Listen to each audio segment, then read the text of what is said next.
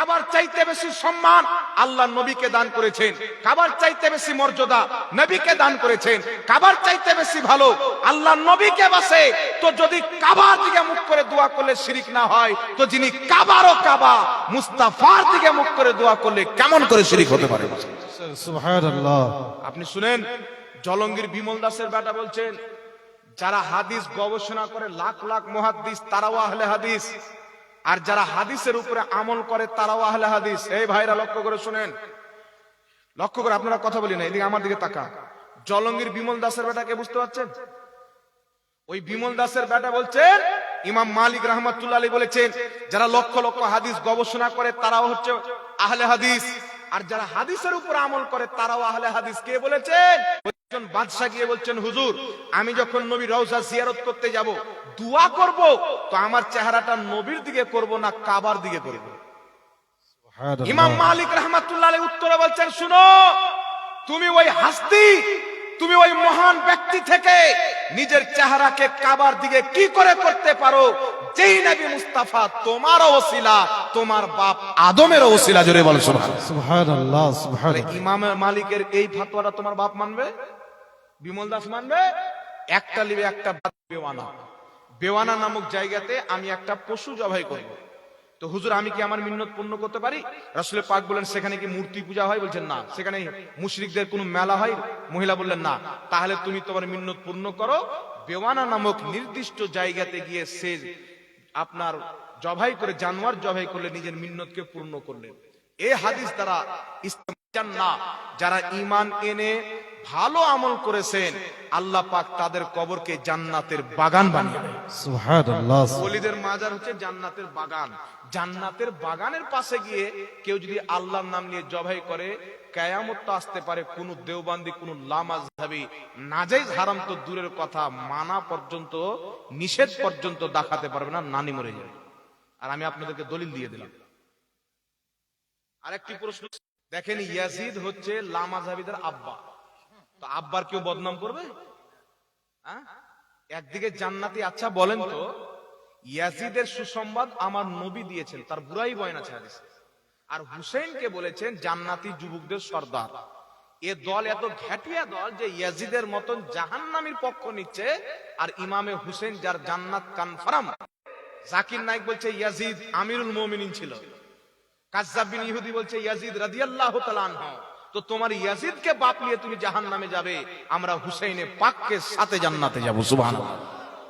এইজন্য ইয়াজিদকে শুনেন, ইয়াজিদকে ইমাম মালিক কাফির বলেছেন। ইয়াজিদের ব্যাপারে ইমামে আজম আবু হানিফার কওল হচ্ছেন, যে ওকে কাফির বলবে বলুক, আমাদের কোনো আপত্তি নাই। আমরা ইয়াজিদ ওই বদরের যুদ্ধের বদলা নিলাম, যেখানে মুহাম্মদ সাল্লাল্লাহু আলাইহি ওয়াসাল্লাম এবং তার সৈনিকরা আমাদের বাপ দাদাকে শহীদ করেছিল। আমি আজকে তার নামাসাকে কতল করে তার বদলা নিলাম। বলে নাউজুবিল্লাহ। এত নিষ্ঠুর ছিল হযরতে যায়েনব, যিনি ইমামে হুসেনের বোন। তিনাকে মহব্বত করা ফরজ, ঈমানের অঙ্গ, কিন্তু ইয়াজিদ তাদেরকে নির্ণয়ভাবে নিষ্ঠুর হয়ে হত্যা করেছেন। 3 দিন পর্যন্ত পেশা রেখে। আর এই কাযযাব বিন ইহুদি বলছেন ইয়াজিদ আমিরুল মুমিনিন, তো ওয়ার শরীর তো ওয়ার রক্ত ভরা আছে। ওর বাপ ইয়াজিদকে বলছে জান্নাতি, আর নবীর বাপ মাকে বলছে জাহান্নামী। কত বড় চিটারের বেটা চিটার! বলেন বাবা, এটা সহ্য করা যায়? ইয়াজিদ যে জাহান্নামী, তাকে বলছে জান্নাতি। ইমাম জালালউদ্দিন সুয়ুতী রাহমাতুল্লাহ আলাইহি ঈমানে ওয়ালিদাইনে মুস্তাফা, নবী পিতামাতার ঈমানের প্রতি একটি কিতাব লিখে প্রমাণ করেছেন, আল্লাহর নবীর মাও জান্নাতি, আল্লাহর নবীর বাপও জান্নাতি। তারা মুসলিম শরীফের একটি হাদিস পেশ করে। কি হাদিস পেশ করে? নবী পাক সাল্লাল্লাহু আলাইহি ওয়াসাল্লামের নিকটে একজন ব্যক্তি এসে বলছেন, হুজুর আমার বাবা কোথায়? এটা আমার মেজো আব্বা, এটা আমার ছোট আব্বা, বাবা বলে কি বলি না? তো ইমামগণ, মুহাদ্দিসিনগণ হাদিসের ব্যাখ্যা করছেন, আল্লাহর নবী বলেছেন তোমার বাবা আমার বাবা দুইজন জাহান্নামী। এর অর্থ হচ্ছে আবু তালিব। কে? নবীর নিজের চাচা আবু তালিবকে জাহান্নামী বলেছে। আর এই হাদিস নিয়ে নিজের মন গড়া ব্যাখ্যা করে নবীর বাপ মাকে জাহান্নামী বানায়। এটা নবী রাহমাতুল্লাহ বারাকাতুহু। কার মর্যাদা সবচেয়ে বেশি মনে করব, খলিফায়ে রাশিদিন না আহলে বাইত?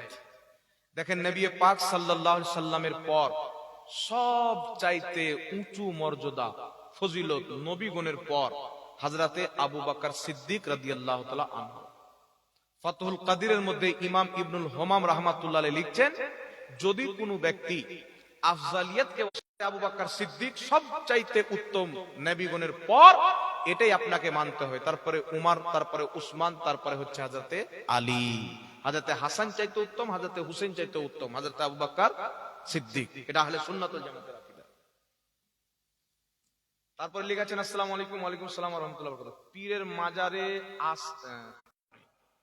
এরা সম্মানিত ব্যক্তি, আল্লাহর নেক আমল করে গিয়েছেন, আল্লাহ ইনাদেরকে মর্যাদা দান করেছেন। আল্লাহ বলছেন, ইন্না আকরামাকুম ইনদাল্লাহি আতকাকুম, নিশ্চয় আল্লাহর নিকটে সবচাইতে সম্মানিত মর্যাদাশীল ওই ব্যক্তি যে যত বেশি তাকওয়াওয়ালা। তো আল্লাহর ওলি তাকওয়া না হলে হতে পারে না। এই জন্য একটা চাদর, ইমামুল ফুকাহা ইমাম ইবনে আবিদিন শামী ফাতাওয়া শামীর মধ্যে লিখেছেন, আল্লাহর ওলিদের মাজারে চাদর দেওয়া জায়েজ। ফাতাওয়া হিন্দিয়ার মধ্যে লেখা আছে আল্লাহ ওয়ালাদের মাজারে চাদর দেওয়া জায়েজ। আরো একাধিক কিতাবের মধ্যে লেখা। মুসলিম শরীফে যান, যেখানে বড় বড় ওলিদের ইমামদের মাজার আছে, একটা করে চাদর দেওয়া আছে। কিন্তু আমাদের ভারতে চাদরের ব্যবসা করা হয়, হয় না? ব্যবসা করা হয়। একটা কথা মনে রাখবেন, আল্লাহ ওয়ালাদের মাজারে একটা যদি চাদর থাকে, দ্বিতীয় চাদর চড়ানো যাবে? যাবে? তবুও মানুষ আকীদাতের সাথে গিয়ে চাপিয়ে দেয়। তাহলে ওই চাদরের টাকা যারা মাজারের কর্মধর্ম আছে, তাদের কর্ম, ওই টাকাটা দ্বীনে ইসলামের জন্য খরচ করবে আল্লাহর ওলির ইসালে সওয়াবের নিয়তে। কথা বুঝতে পেরেছেন? তবে আপনাদেরকে বলবো, যে কোনো মাজার যান, তাতে চাদর আছে না না, তাহলে আমার আপনার চাপানোর কোনো প্রয়োজন নাই। যদি কোনো ব্যক্তি মিন্নত করে, আল্লাহ আমার অমুক কাজ হয়ে গেলে আপনার ওলির মাজারে একটা চাদর দেবো, যাচ্ছে তো একটা মাজার চাদর চাপা আছে, তাহলে আপনার চাদর দেওয়ার কোনো দরকার নেই। ওই টাকাটা আপনি কোনো মিসকিনকে, কোনো গরিবকে দিয়ে দেন, কাপড় কিনে দিয়ে দেন, মাদ্রাসার তালবিনকে দুটো বই কিনে দিয়ে দেন, আর নিয়ত করেন, আল্লাহ আমি যে গরিব মিসকিনকে দিলাম, বই কিনে দিলাম বা কাপড় কিনে দিলাম, এর সওয়াবটা তোমার ওলি আলাউল হক পান্ডুই রহমাতুল্লাহ আলাইহির নামে ইসাল করে দিলাম। তাহলে যেই আল্লাহর ওলির মাজারে চাদর চাপাতেন, যতটুকু খুশি হতেন না, আপনি তালবিলিং বা গরিব দুঃখীকে টাকাটা দান করবেন, আল্লাহর ওলি আপনার প্রতি বেশি খুশি হবে, আল্লাহও খুশি হবে। কথা বুঝতে পেরেছেন তো?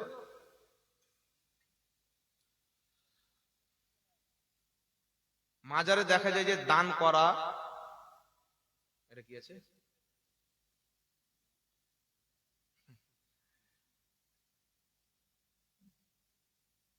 নিচে মাঝে ব্যবহার করবেন, ওই মাজারে দান দেওয়া যাবে কি? মাজারে দেখা যায় যে দান করা আছে। কে লিখেছে প্রশ্নটা?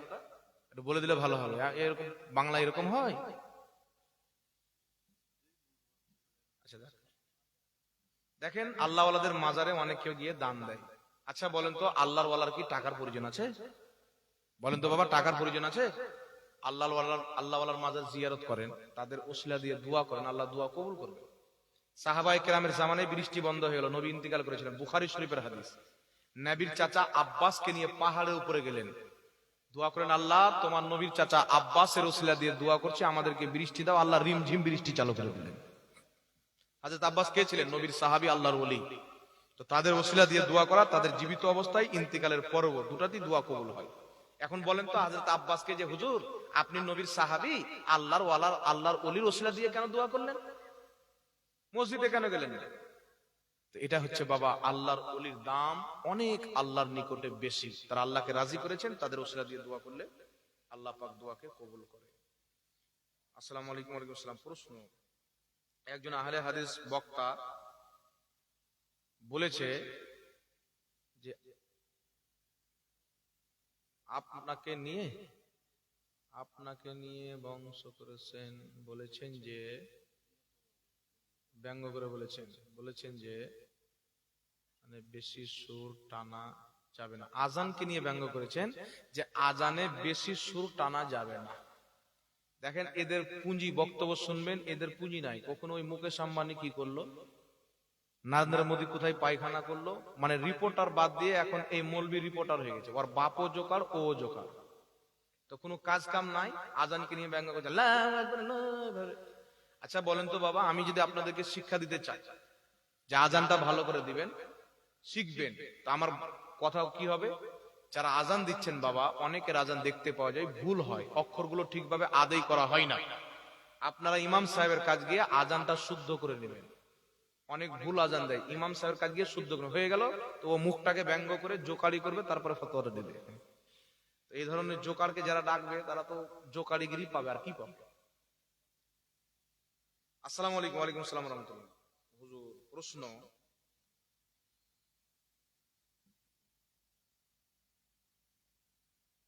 ওয়াহাবির মেয়েকে বিয়ে করা তাদের পিছনে নামাজ হবে কি?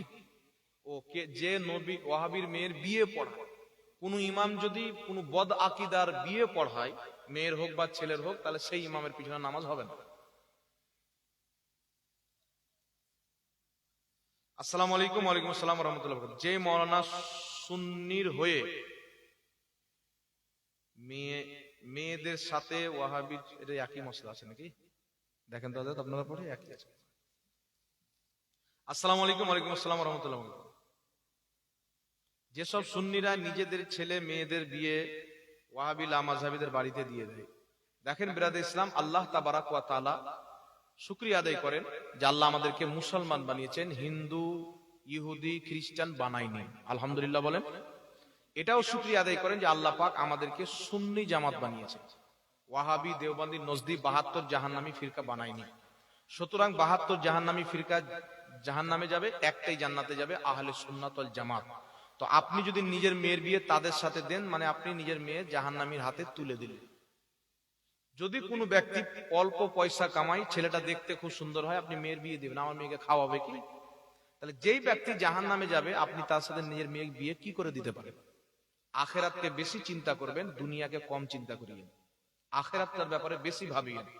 তাই আপনাদেরকে আবেদন করব, নিজের ছেলে নিজের মেয়ে আহলে সুন্নাত ওয়াল জামাতের বাড়িতে দিবেন, যেন ভবিষ্যতে আপনার নাসল, ভবিষ্যতে আপনার নাতি নাতনি সব বদ আকীদা হয়ে জাহান্নামী যেন না হয়ে যায়।